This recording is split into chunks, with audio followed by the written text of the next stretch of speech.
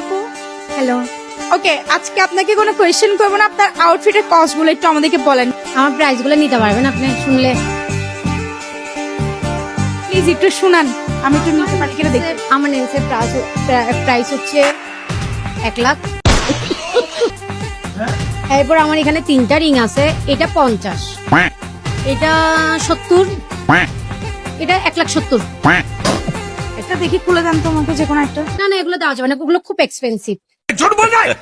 সবার হাতে আবার সবকিছু মানায় না। अब तू गया बेटा, अब तू गया देख।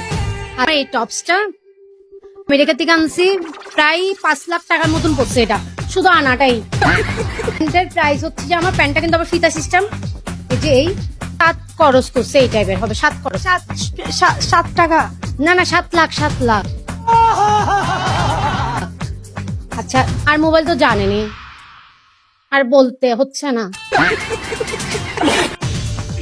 আচ্ছা আপু, আপনার চুলের কালারটা তো বললেন না। আচ্ছা সরি, এই কালার আবার সবাই করতে পারে না, কারণ এটা বেশি প্রাইস তো, তাই প্রাইসের জন্য করতে পারে না।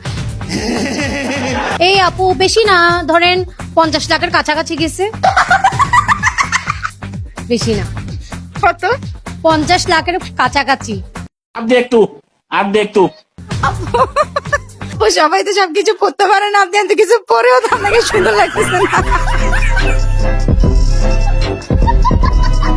আর আপনার হেয়ার কালারটা কিরকম লাগতেছে জানেন?